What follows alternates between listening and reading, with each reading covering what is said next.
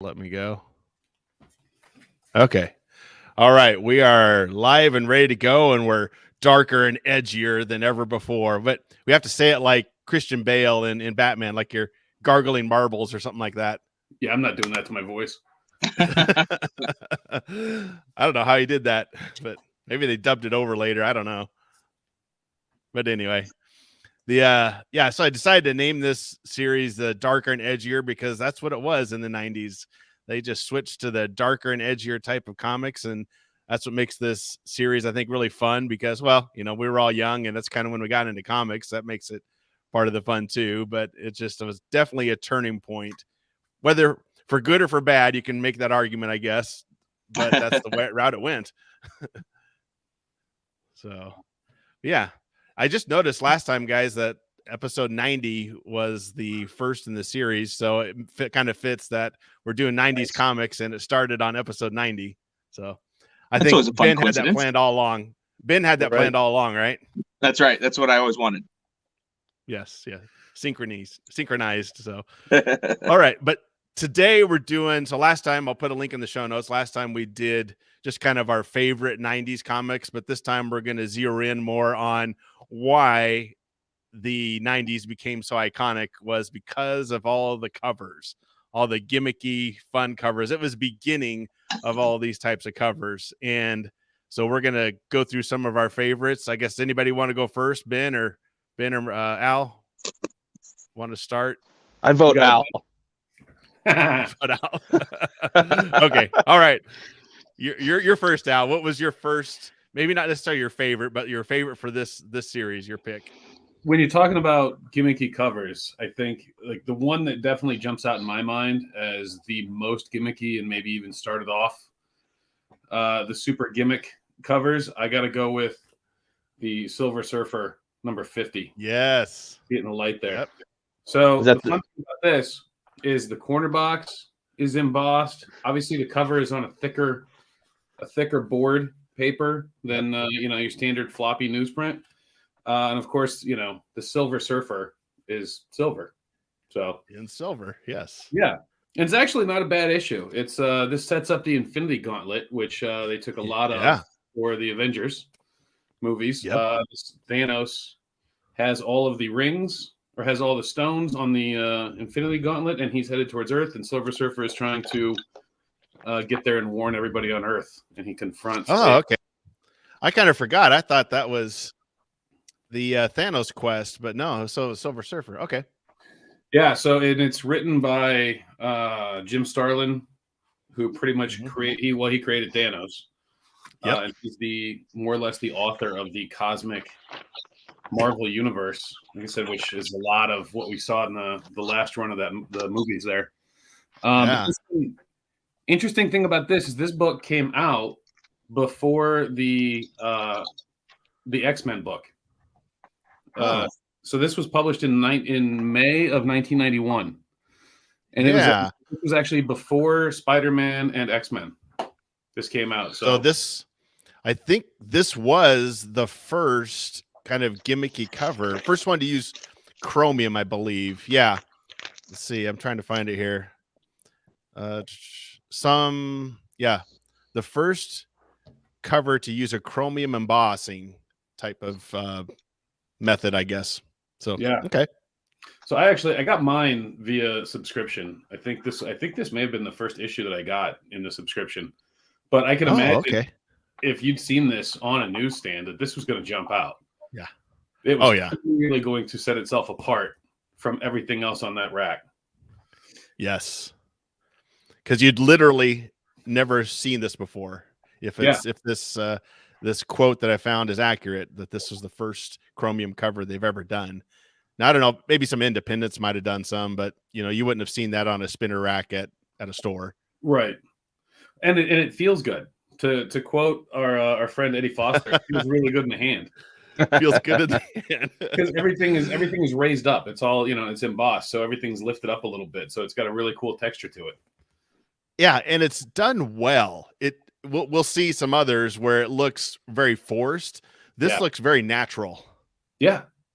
Well, and it fits. It's the Silver Surfer. So yeah. Right. So you have to make it embossed silver.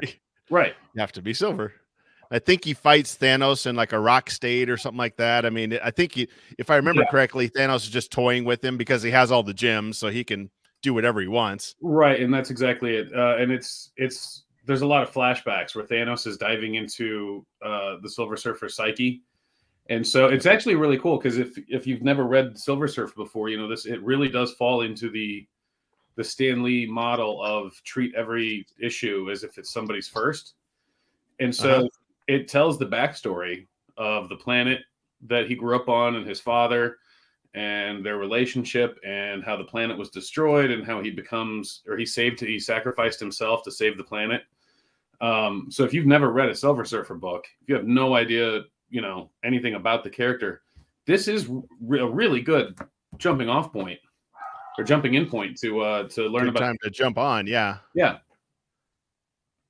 Okay. And it set up flipping through here. It set up the Infinity Gauntlet, which I'm assuming was the big summer, full spectrum over event that season. That would have been coming. So yeah.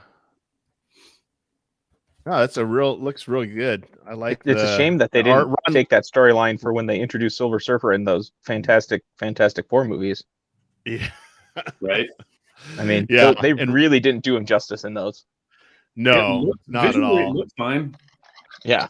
That's true. Silver Surfer was fine. Galactus was the one that was a little questionable, I guess. He was just like a cloud. Yeah. Cloud, yeah. They took a cue from Green Lantern and just made the bad guy a cloud. Well, there was also the first Hulk movie with Eric Bana. Oh, the Ang Lee one? Yeah. Yeah. At the end, Nick Nolte becomes a cloud and the Hulk is just fighting the cloud. Yeah.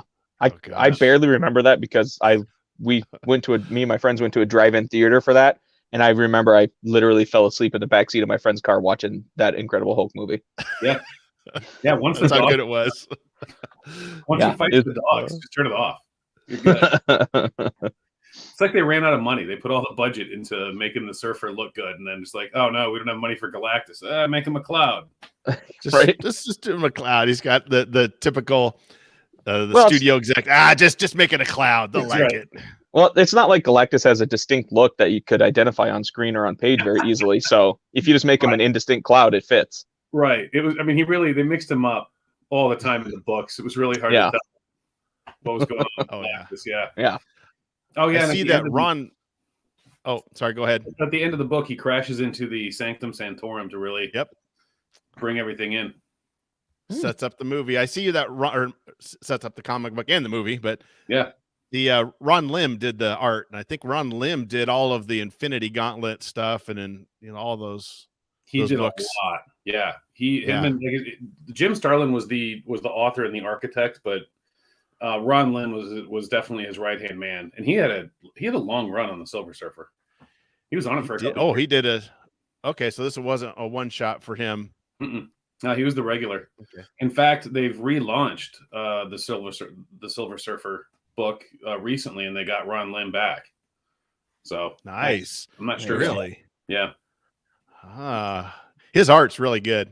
I mean, it's maybe not. I guess maybe not as standoutish or as iconic as maybe Jim Lee or some of those other guys, but it's still very solid.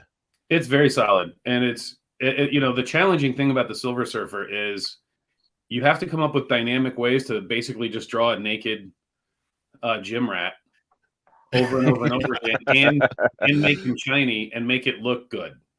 Yeah. And do you do reflections? How do you do, like you can see here on some of these where he's got the shiny lights or whatever reflecting off him. Yeah. How do you do that? So, And he figured it out. He definitely the formula. Yeah. All right. Well, pick this up. I'm sure you can pick this up and trade. I don't know if you can get a single issue, but I'm pretty sure that with the numbers that they were putting out, I think this was one of the. I don't know exactly how many numbers they printed, but I think it's a safe bet. You could go into your local shop and still snag a copy fairly cheap. It's probably $5-10. For $5, yes. I was just gonna say probably $5-10. So if you want the original chromium cover, right? So Al, you picked up the first gimmick cover of the 90s. Yeah. Well done. Thank you. All right, Ben, what do you got for us? I am going to go with X-Men #1 reissue, where they did the where's my camera? Where they did the multiple covers to con you into buying it 4 times. Technically, I bought it 5 times. My 5th one's still over on the shelf to make one cohesive picture.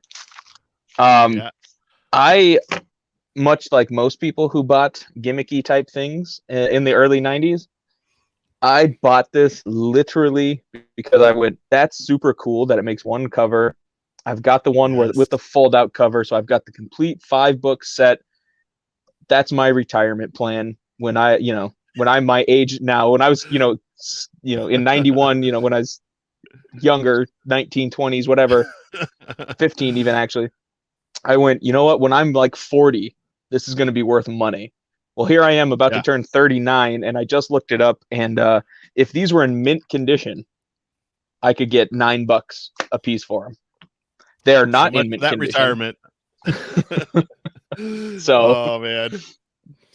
But no, this was this fell right in line with, like Al said, just with the last one, just something big and different, basically to sell copies like this. They consider, one of the things I read is they say that this issue, the re-release of X-Men #1, is the single best-selling comic of all time. It sold 8 million copies because you had people like me who bought it 5 times. Yeah. Yep. So, but it was also, they had, they got their new best and brightest writers and illustrators on it. Chris Claremont and Jim Lee worked on this. So, I mean, they had some names behind it, but it was pure gimmick. It was pure, hey, how can we, how can we get more sales? How can we move more units? And they said, hey, let's make people buy it 5 times. And we all fell for it. Yep. Oh yeah. Hook, line, and sinker. Yeah.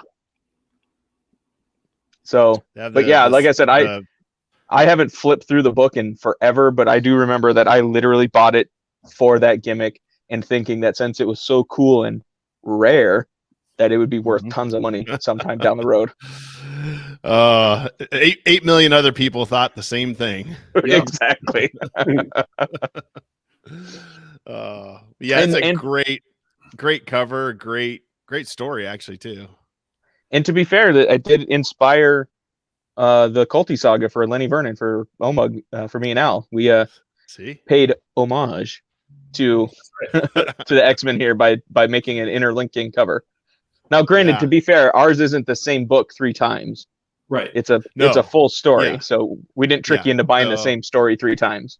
And we didn't have the budget for variant covers. Yeah.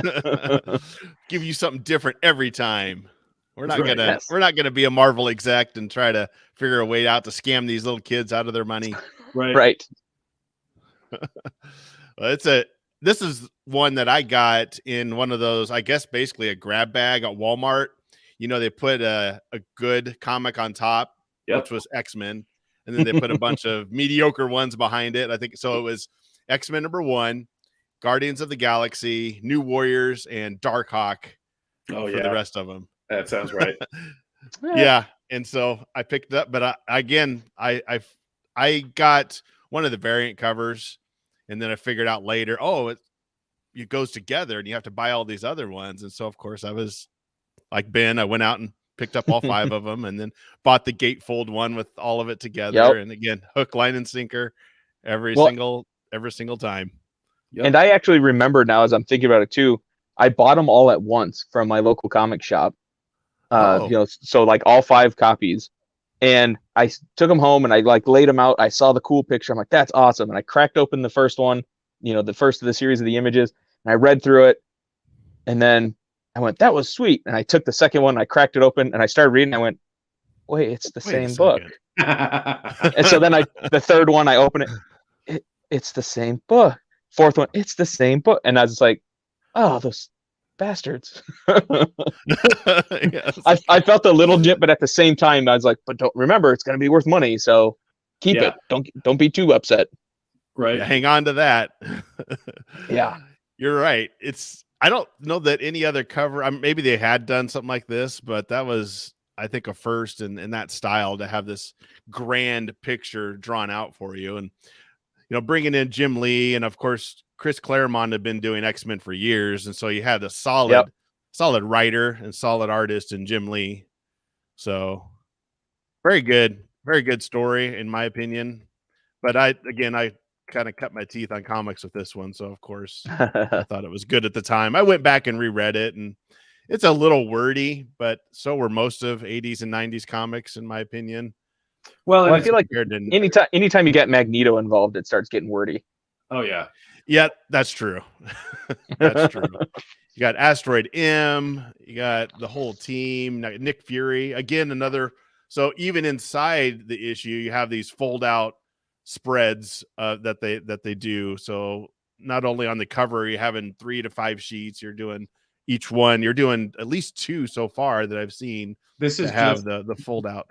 Yeah, every time you turn a page in this book, you've got Jim Lee showing off, and I don't know how many of these images all became posters and promotional pictures and T-shirts, and it seems like something that just kept on going.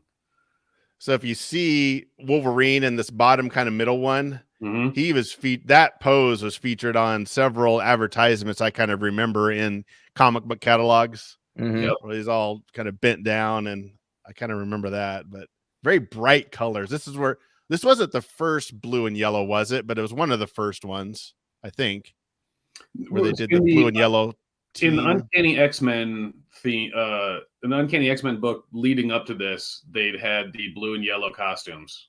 Okay. Yeah, that was when Jim Lee was doing Uncanny. They had everybody on the team, even Wolverine. They all had matching uniforms. And then in this story, they broke the teams up into the blue team and the gold team. And I forget which one is which, but one team was X-Men, one team was Uncanny X-Men. That's right. I think Storm took one team. Yeah, I think that's how it was. Okay. Yeah, she was in Uncanny with either the blue or the gold, whichever one it was. Like Cyclops took the other team in the regular X-Men. Okay. That's when this happened. Still a good story, fun, but interesting. It was a good cover. I'm not gonna lie, that cover is iconic.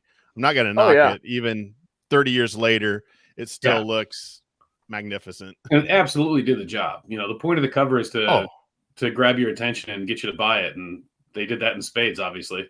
Yep, right. Still does. And generated a bunch of inflated false numbers, but right. 8 million. Yeah. Best-selling issue ever. Yeah. Jesse in the chat says magnificent hair. I assume he's referring to Magneto. Right. I don't think, unless he's referring to you, Al. I don't know. It could be. Magneto does have some good hair in this issue, so. He does. Let's see if I can find that again. He's got that glorious white mane that he has. See here at the second page he's standing. Yeah, there you go. Yeah. Yeah, look at that. Flowing locks. Yeah. He's got the cape flowing, the hair's flowing. Can't go wrong. Which is odd because he's in space, so how's everything flowing? Good point. Well, I think they say that he has the magnetic field around his body somehow, and that's how he can breathe. Yeah. But you're right. The hair wouldn't be flowing. I don't think the cape would be either. I don't know. It's comic books. All right. So my pick then, let's go ahead and stick with the X-Men theme and go with X-Men number 304, which is the cover that has the hologram card on it, basically. Let me see if I can find it here. Oh, yeah. And the Fatal Attractions one, it's got a fold out cover as well, but they did a whole series of these where they just basically slap a hologram card on the cover. And I liked it. I still was a big X-Men fan at the time, but I guess at this point I was like, you guys are kind of stretching it a little bit. I'm just, you're kind of not trying as hard or something like that. I don't know. It just seemed to, at the time I was like, it's not really getting me anymore. It seems like they were, hey, we got these hologram covers and we need to sell some books. Let's just slap it on there. This wasn't like Silver Surfer where it really fit. Right. It wasn't like the X-Men, Uncanny X-Men that we just saw, the X-Men, where it worked. This one seems quickly thrown together. Lazy. Yes. Well, it seems like they, like you said, somebody went, like, oh, holograms are big now. Let's put them on the cover. And it's like, okay. I guess we can do that. What can we do to charge $3.95? They did this throughout the entire X family, X Factor. Yes, I was gonna say because I distinctly remember having one of these where the hologram card was Shatterstar. Yes, so it was called the Fatal Attraction series. I think there was 8 or 10 issues, and each one featured a different hologram cover. So there was a Wolverine one. I remember I had that because I had and then the X-Men issue, X-Force, X Factor, all of them had their own cover in a specific hologram card to their cover. So, and this one, this one came out in. Oh, go ahead. Oh, I was going to say this one on X-Men 304. X-Men 300 was a trifold cover with all the X's in the foil. So they put a gimmick cover out 3 months after they put a gimmick cover out. Yes. So because they just had the 300th issue, which was good, but then Al's right. 3 months later, they're asking you to spend $3.95 again on another gimmick cover because this came out in September of '93, and this is the synopsis was this was the gathering for Illyana's funeral, Colossus's sister. Right. This is where Colossus joins Magneto. So that was a big deal because he had left Xavier's plan for peaceful coexistence with the humans and decides to side with Magneto on this one. So, but so still, I still like X-Men, still liked X-Men at this time, but at the time I was like, I don't know, you guys are kind of pushing it a little bit. It just was kind of ho-hum, I guess. It's like, well, nice cover, but kind of, looks like, again, I could have done it. I could have just slapped a hologram card on the cover and called it good. It's because the hologram itself wasn't anything special. It was just, you couldn't, since it's just the hologram card. It's like, well, why didn't you guys just polybag it and put a card in there, right, and then I could collect the cards, which I know they did later anyway, but they could have just done that and I would have been maybe happier. Well, that would have been with X-Force 1, and that's one of the reasons why X-Force 1 sold the numbers that it did, because everybody bought 2 or sometimes 3 depending on trying to get the different cards, but you'd have one that you would open and then one that you would keep in the original polybag. Always. So I don't know what the logic was with this. It just seemed forced, it seemed sloppy. So that's when I think from this point on, I don't think I renewed my Uncanny X-Men subscription. I kind of just started letting it go. So it wasn't necessarily because of this. It just, I don't know. I just wasn't into X-Men as much anymore after this point. So, but anyway, you can still pick it up. Just like I think it was Ben or Al said, you can still pick this up on eBay for $5, $6. Yeah. It's, or still waiting for the retirement money to come in, right, Ben? Yeah. Every time we start playing one of these, like I looked up all the different issues that I've had. It's like mint condition, like 9.9 graded book is like maybe like $150, and it's like, oh, this was supposed to be like thousands and thousands of dollars. Like I was supposed to slap this down at the Ferrari dealership and be like, yes, I'll take that one. Here's my X-Men number 1. And the salesman would be like, oh, we actually owe you change now. Yeah. It's going to happen when you're 89 on your deathbed. Finally, you'll get the notification. It's worth $1,000. Finally. Right. As you pass on. Oh man, I knew it would happen. I just had to wait. I just had to wait till I was 89. I can't remember. Patience is the key. Exactly. All right. So, Al, what was your next pick? Yeah. So that the hologram squares there, that was 1993. Well, yeah. So Punisher number 75 here was also in 1993 because Image was just apparently just mopping the floor with Marvel in terms of sales. So they decided to up the game and just lean into these gimmick covers. And man, this book is awful. This book is terrible. So, because not only is this cover like just really lazy, because so it's cardstock again, right? Because they're kind of doing the same thing as Silver Surfer. The knuckles are raised. If you feel the knuckles, those are lifted. Okay. The knife is, of course, the same silver, like the Silver Surfer.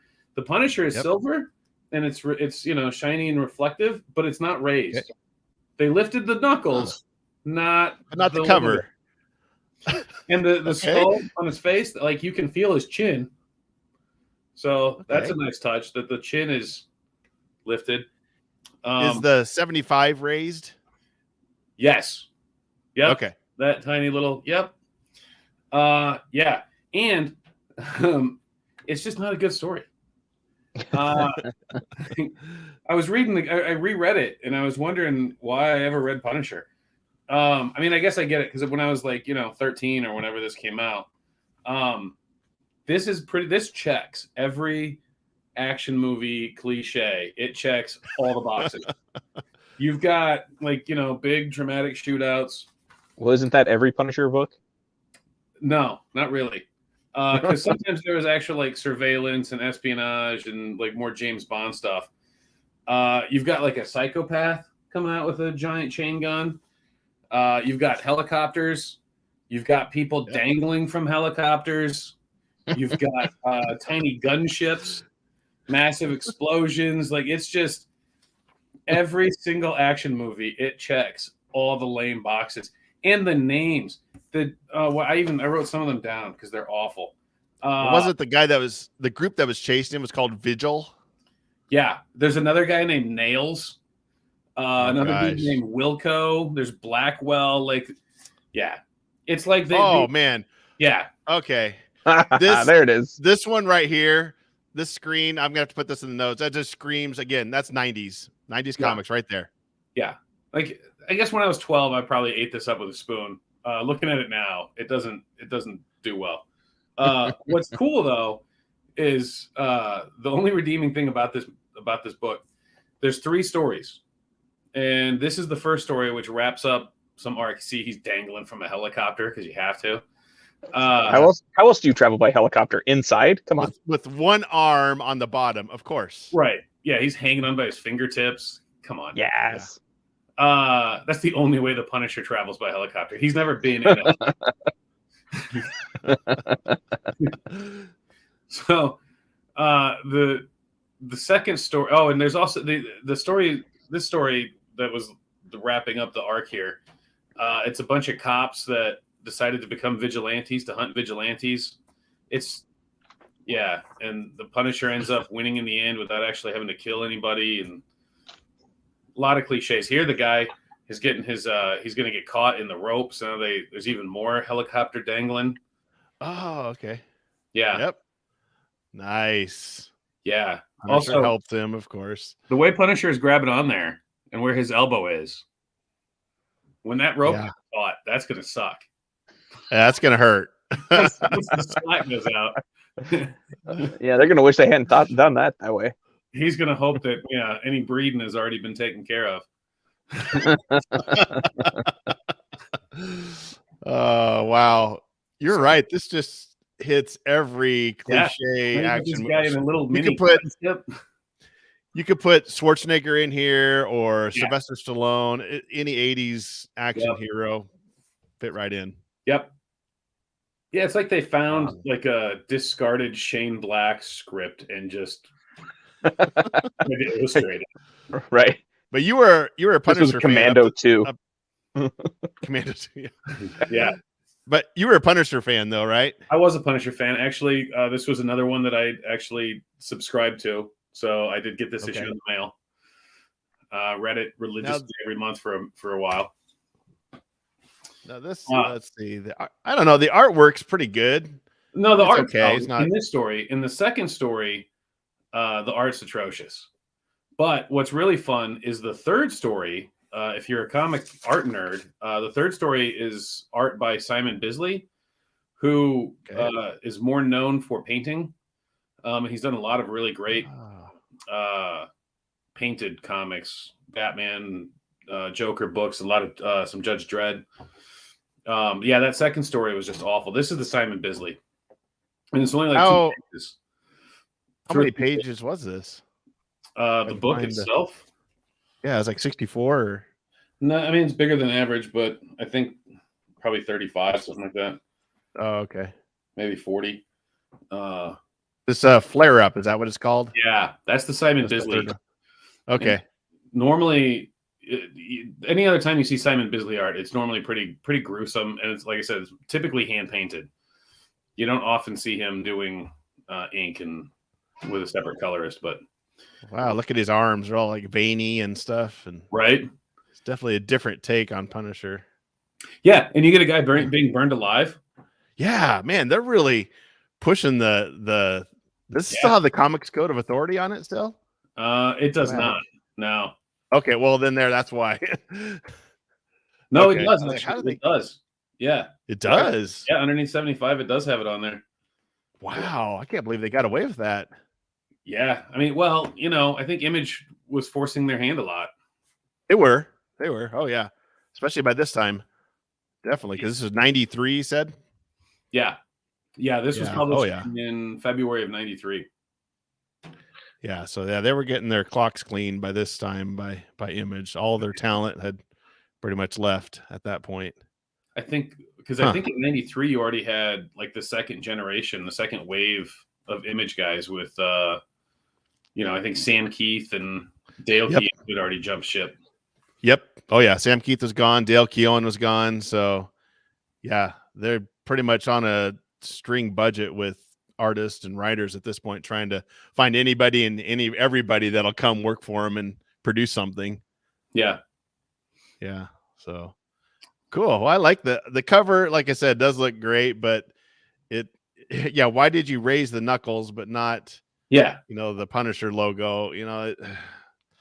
Graphically from a distance it looks fine, and I could see how it's gonna jump off the shelf and grab the eye. But some of the choices they made, the hilt on the knife is raised up. That's embossed. Okay. That's fine. But the knuckles, really? The chin? Come on. Is the blood and the top of the blade, is that in chrome or anything like that? No. Well, there's a little bit of chrome. I mean, the chrome on the knife, all that's embossed. So you can feel the blood drip on the knife. That's up. Yeah. Okay. The knuckle. And they had blood on the cover. Wow. Again, Comics Code of Authority. I can't believe they got this by. I think that was the Comics Code really doing anything at this point other than just like, hey, no profanity, no sex. Yeah, pretty much. Yeah, you can't show a lot of skin, can't have profanity at this point, because you can definitely see like what they're doing here versus even 3 years earlier. Yeah, on stuff in 1990 versus 93. Big difference. Yeah. So, and in fact, I think even Marvel was the first one to jump ship, but that wasn't until I think the late 90s when they just got rid of the Comics Code of Authority altogether. Yeah. So fun cover, but you're saying the inside story is less than stellar. Like you said, when I was 12, it was probably amazing, but now, no, it's cliche and just hacky. Well, there you go. You could borrow something from Lenny Vernon from here, maybe more explosions. Right. Yeah. Just lean into the cliches. They had some guy with like gold chains or something like that. That was looked like a Russian mobster or something. Yeah. I'll start researching how to do embossed covers. There you go. Like the guy right behind him that has like the gold chain and bald. He just needs a tracksuit, and he'd be a perfect Russian mobster. Yep. All the stereotypes. Oh yeah. Oh man. All right. Yeah, here, like the blow panel, everybody's just getting riddled with bullets. That's the comics code. Oh man. Well, anyway, okay. All right.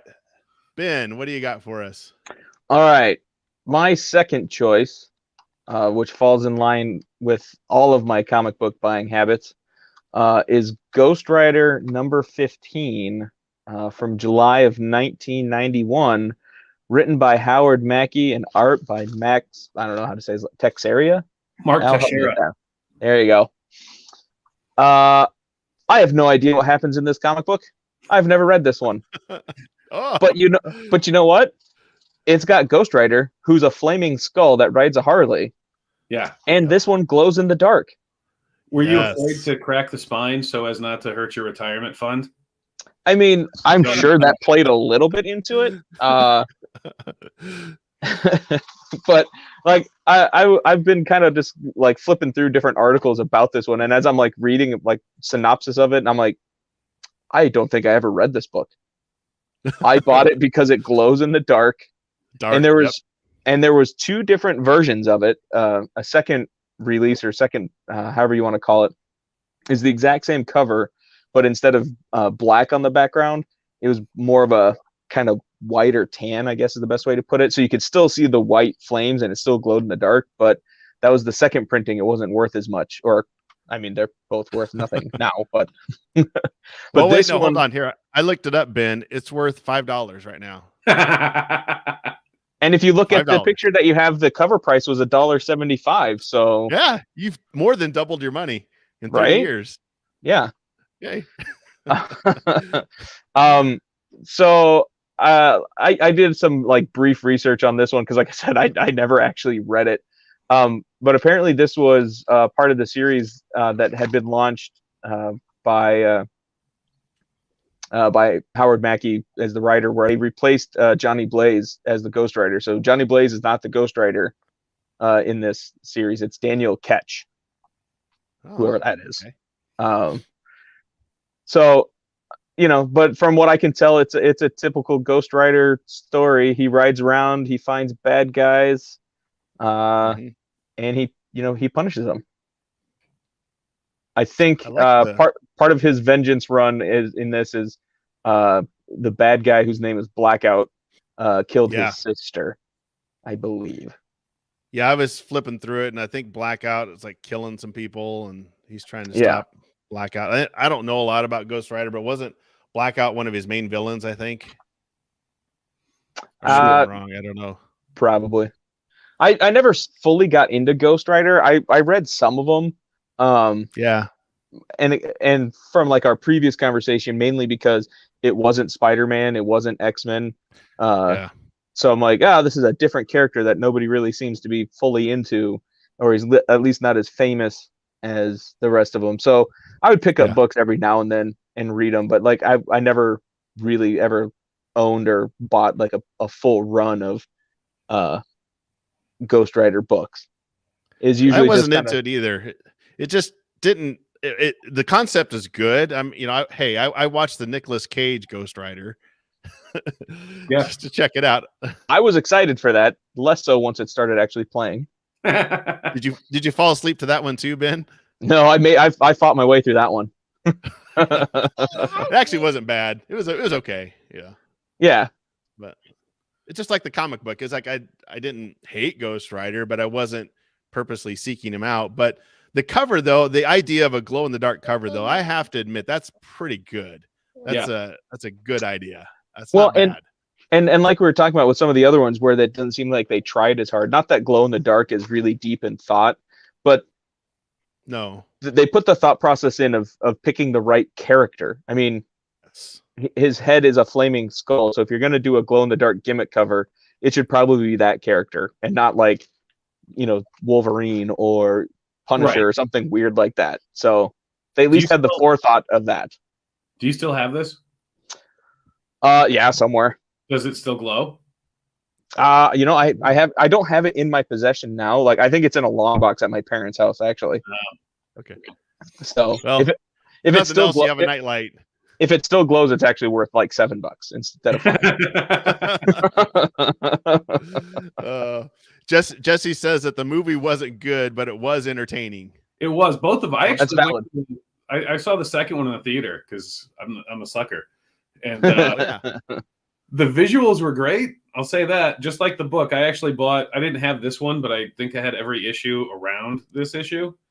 Because Ghost Rider always seemed to get good artists, and they had like Jim Lee did a handful of them. Mm-hmm. And I couldn't tell you what happened in them, but I know that the art was always cool. I would say it takes a lot of talent to draw him because look at all the flames and the bike. You have the bike, the chains, the spikes, the skull. Like, yeah, that's a challenging job.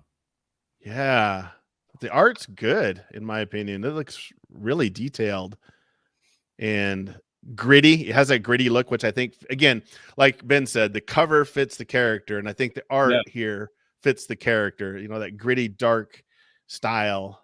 Yeah, you got the guy. You know, his head is bleeding off of him. I mean, again, this is what year was this? 91.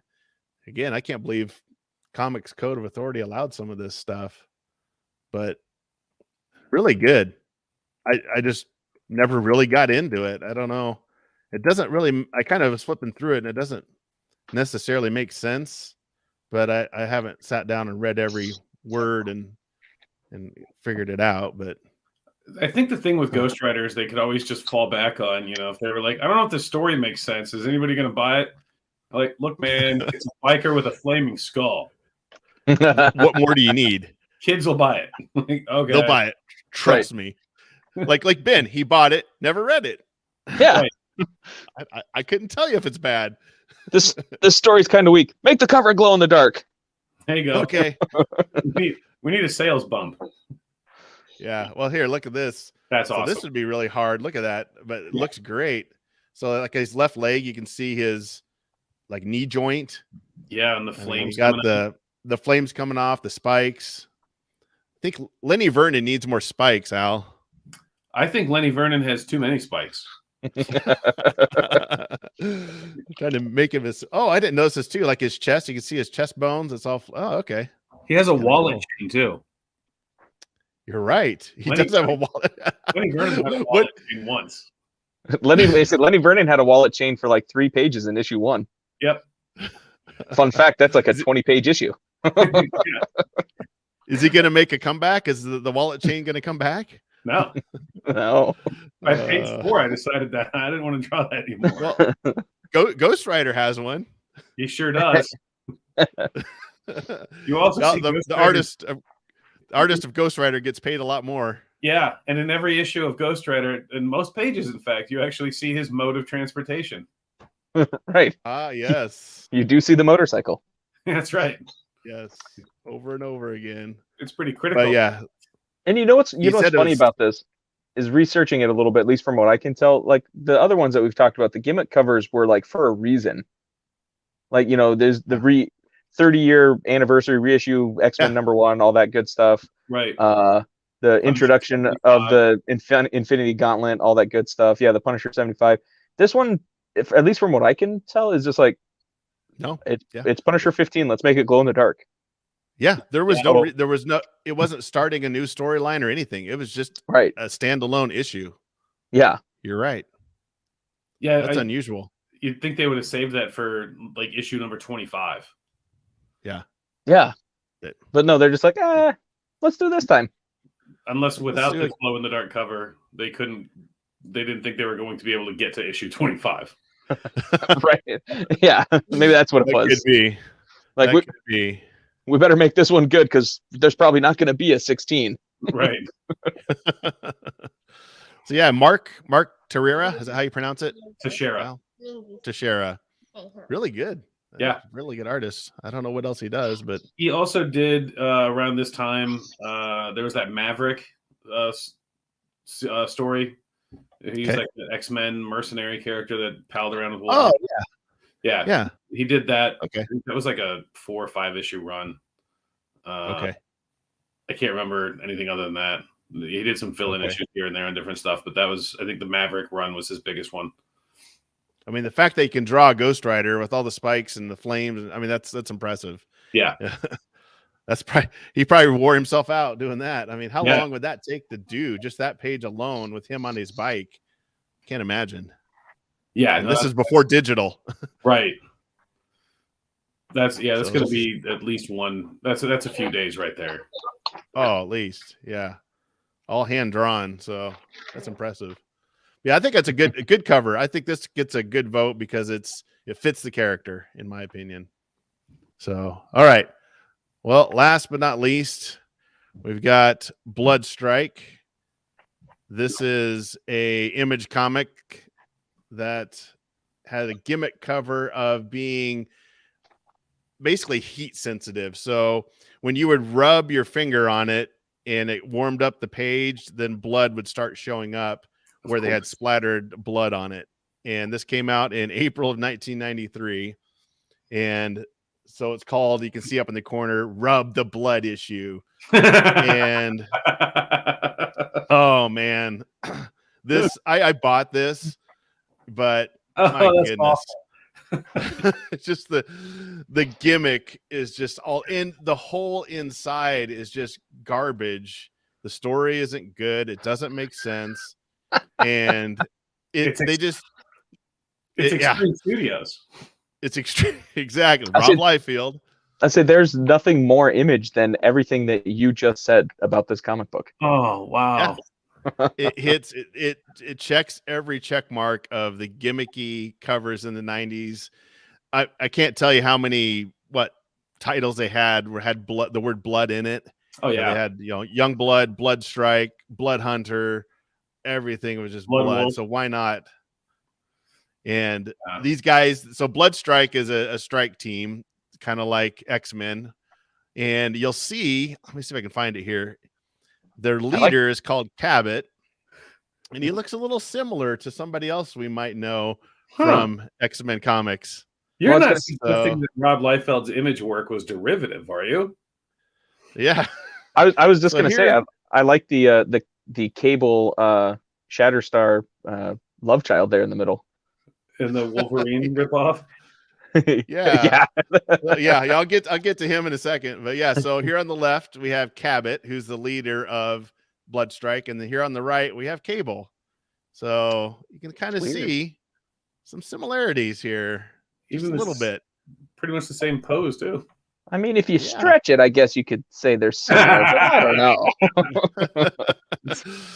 So Cabot is the leader, and then you've got Foreplay, who has a lady with 4 arms. Come on. And Tag, who was a mutant. I don't remember. She can freeze, so anything she touches freezes.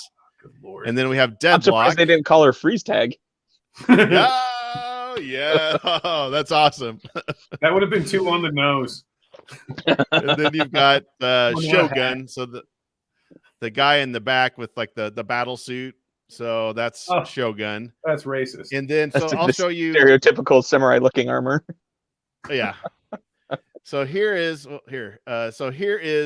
Foreplay. Oh no. And then down on the right is Wolverine. Deadlock. So tell me who he looks like a little bit. Right.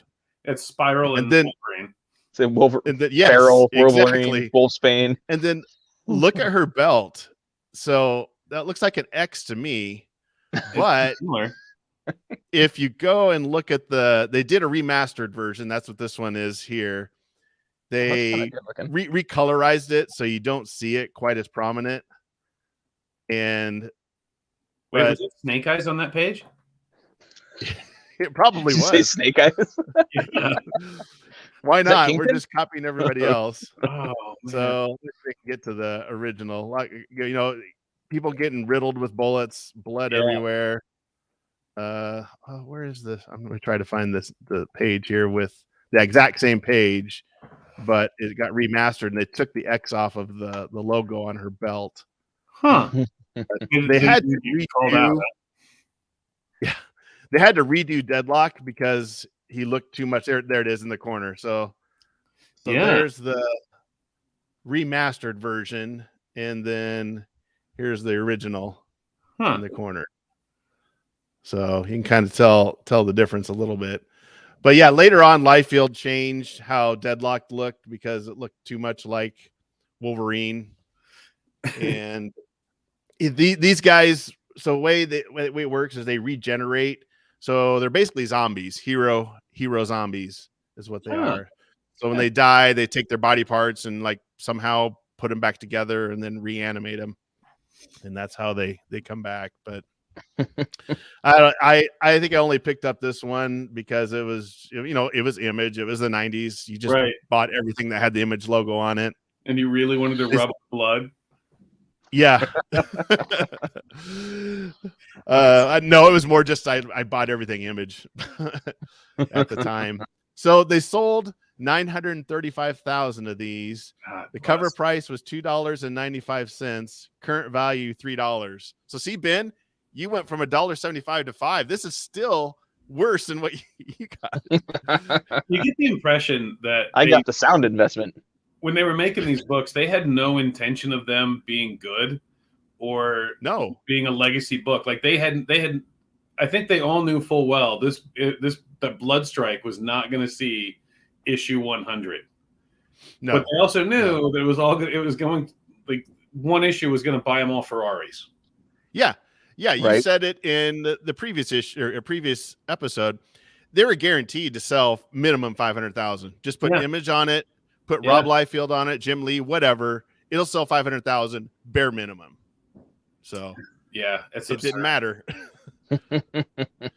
Yeah, I read an article on this later. Like storylines didn't matter. They had some characters that they just killed off in the issue, and then they just showed up in the next issue without any explanation at all. Story didn't matter. Copyright infringement didn't matter. Rubbing the blood didn't matter. Because I'm looking at other pictures of Bloodstrike, and there's a guy that looks like Deathblow in here.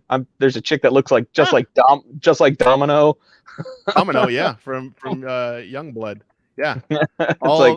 There is nothing unique in this book at all. Characters are copies of others, but again, it checks every checkbox for the 90s. You got this double page spread here of people getting kicked, punched, and shot. I mean, it hits everything. Who's the creative team for this? Who did the interior work? Let's see here. That was Rob Liefeld, of course, came up with it. Sure. Let me find him here. Why you can tell that because it's wholly unique and original. Right. I'm pretty sure Dana Frega. So Rob Liefeld and Dan Frega did the artwork. Yeah, Dan Frega is actually still around. Written by Tim Seeley. And then Eric Stevenson did the story with Rob Liefeld. So yeah. But Liefeld, of course, in typical Liefeld fashion, he did the first 2-3 issues, and then it went off to somebody else, and somebody else kind of did everything after that. Has a comment about Blood Rub was my nickname at the Grillmaster Academy alumni mixer. Oh man, Jesse, I love it. I thought that was Snake Eyes. That's a good one. Yeah. See, yeah. Here we go. Here's Snake Eyes, but this is just some soldier for a fortress they're trying to break into. Are they running down a wall? Man. Oh, they got ropes there, don't they? Yeah, they got ropes. They're kind of doing the spelunking or whatever down the wall. New Zealand repelling or whatever they call it. Yeah. But I don't know. I just when we came up with this gimmick cover, I'm like, oh, I know exactly what one I'm gonna pick for this one. I don't have this one. It got damaged and it got some water damage to it. So, but evidently by the value of it, I'm not really out a whole lot. Right. I'm pretty sure 5 whole cents. You could probably go down to your local comic shop right now and rub the blood for $1. That's probably in the quarter less. It's in the quarter. Yeah, I just gonna say. Yes, it's in the quarter. It's in the quarter racks. Clerk, they got 8 of them. The sales clerk comes around and yells at you, "Hey, this isn't a library. Don't be rubbing the blood here. Either buy something or get out of here." There's not going to be any blood rubbing in my store. Oh, geez. Yeah, Dan Frega, Dan Frega, and Rob Liefeld did this one.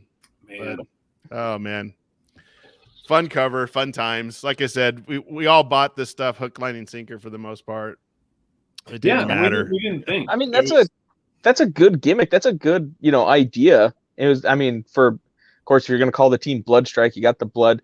I mean, I just think they went, the rub the blood, they went too far with it there. But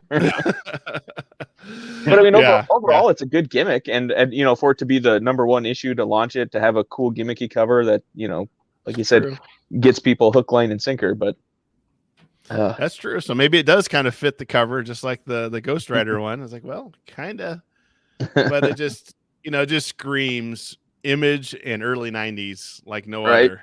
Yeah, you can't you can't have people, you can't ask people to rub the blood on a Youngblood book or Blood Wolf, Death Blow. Yeah, you got it. They can only rub the blood on Blood Strike. Right. Yes. So you need a rub the blood Lenny Vernon issue. I don't think we need that at all. No. I feel like that technology is expensive too. to make that cover. I can't imagine. I don't know. Could be. We'll probably price ourselves out that one. Right. You might have to charge more than $1.95 like these guys did. Typically, you do have to pay more to rub the blood. Yeah. Oh man. Well, that's all I got for gimmick covers. So it was fun going down memory lane and checking out some of these old gimmicky covers that we all loved. I don't think any of us can deny that we didn't like it at the time. Maybe not so much now, but still, I think there's still some value in some of them doing some gimmick covers, just as far as, like we said, as long as it fits. And most of these did. And the thing about it now, though, is they don't, for at least I'm not a huge comic book buyer now, but from what I can tell, they don't really do like these kind of gimmicky covers. What they do is they just release variant covers. So variants, I mean, which granted, the one I used, X-Men #1, was just variant covers, but they don't even make the picture. It's just like, hey, here's this book, and we have 4 different covers. Yeah, instead of special artists. Yeah, but instead of doing like a gimmick, like, hey, it's Silver Surfer, so we're going to use silver, embossing on it. It just seems like you were saying, they're not even trying now. There's like, it's the same book, but we got these cool artists doing the cover, so you're going to buy 4 copies of them now. Yep. Yeah. I see a lot of the blank covers now. I've seen that quite a bit, where you can sketch have covers, draw their sketch cover covers. But yeah, you're right. It's just variants, lots of variants, which I know probably drives comic book store owners crazy, because they just don't know which one is going to sell and which one are they going to have 50 of when they bought 55 of them left, at the end of the month. Right. Well, and you're taking up, 3 books worth of shelf space for 1 book. So they probably hate that. So maybe with that in mind, maybe one gimmick cover for them would be better as a store owner than 5 or 8 variant covers. Yeah, definitely. From a financial standpoint, I'm sure they would like that. So, but yeah, well, I hope if you're listening to this later, hope you enjoy it. Let us know what your favorite gimmick cover was.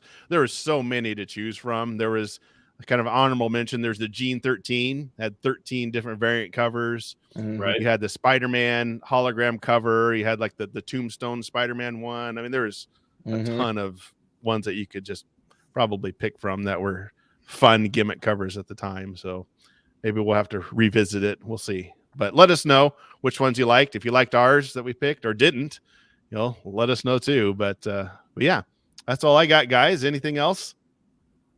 No. As always, it was fun. Yeah. Thank you guys for coming on. I really appreciate your point of view. And someday we need to maybe set up a Ben's retirement fund, since his comic book cover fund didn't pan out. Right. Gonna have to get a GoFundMe going here. GoFundMe going, because that $5, from $1.75 to $5 gain just isn't going to cut it. Yeah, it's not working. Yeah, I need some help. So, all right. Well, thanks everybody in the chat, especially Jesse. Anybody else in the chat for joining in? We always appreciate the insight on puns and all sorts of fun things. But we'll call it a day, and we'll do it again next time. So, thanks everybody. All right.